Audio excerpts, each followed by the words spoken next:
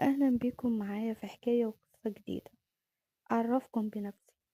أنا مي، مش متجوزة، أنسة لسه. عندي 22 سنة، على قدر كبير من الجمال، وجمالي كان سبب نجبتي. مجرد ما أبويا متوفى كنت بشوف كل العيون طمعانة فيا أنا وأمي، وده اللي خلى أمي تسرع في جوازها من سعد، وده يبقى جوز أمي الحالي. ساعتها سعد كان عريس لقطة وجاي عن طريق وسيط. سعد ميسور الحال وبيشتغل في منصب مرموق في بنك كبير، وعنده فلوس بالكوم، ده غير الأملاك وخلافه.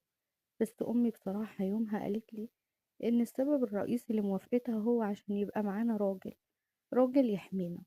وفعلا تمت الجوازة، ولكن للأسف طلع حميها حراميها.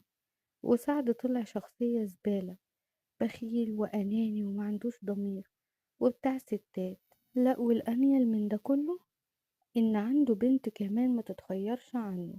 بنته دي كانت عبارة عن كتلة من الغل والحقد ماشية على الأرض، وتحس إن هي عايشة بس عشان تكره وتغل للناس اللي حواليها من غير سبب. المهم بعد ما ارتضينا أنا وأمي بالعيشة معاهم، ازداد الأمر سوء، وأمي جالها مرض اللعين، وتقرر إن هي تعمل عملية بمبلغ كبير. لكن جوز أمي رفض يدفع لها الملايين في علاجها، فبدأت إن أنا أتدخل وأطلب منه إن هو يعمل لها العملية. فهنا بدأ يساومني وكأنه لقى فرصة يوصل بيها للي هو عاوزه مني، لأن كنت ملاحظة إن هو من يوم ما شافني وهو بيلاحقني بنظراته الجعانة ووقحته المتناهية، وعلى طول كنت بهرب منه لغاية ما وقعني في المحظور وحطلي مادة مخدرة في الشاي. ولما رحت في النوم عمل معايا حاجات محرمة ينهي عنها أي دين، ويا ريته اكتفى على كده. ده صورني كمان أثناء ما كنت معاه واحنا في أوضاع وحشة قوي، علشان يبتزني وابقى تحت أمره. أبقى تحت أمره دايما، واللي زاد وغطى إن هو بيساومني دلوقتي وحاطط حياة أمي في كفة، واستمرار علاقتنا الوحشة في كفة تانية.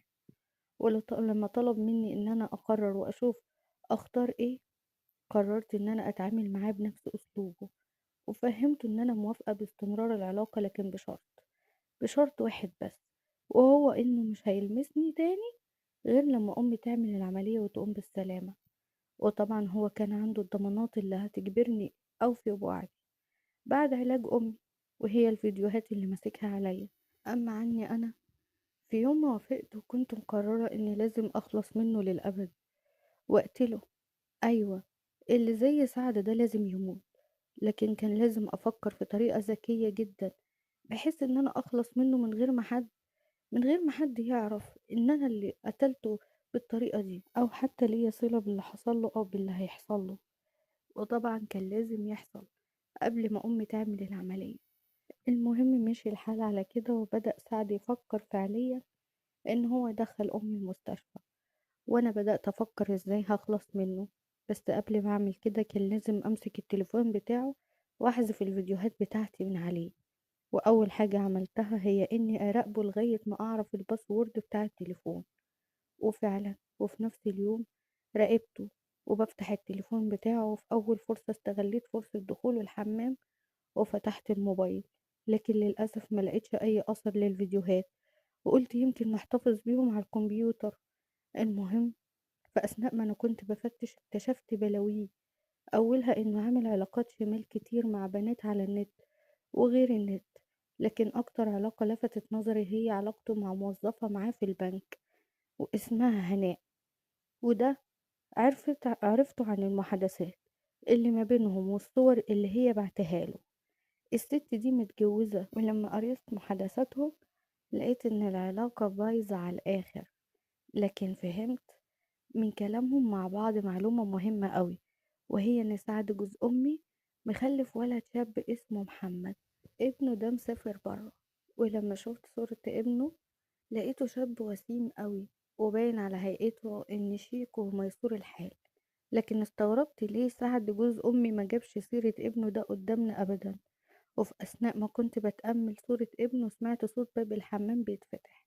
كنت هكتفي بكده وأقفل الموبايل، لكن معرفش ليه استوقفتني صورة صاحبته دي.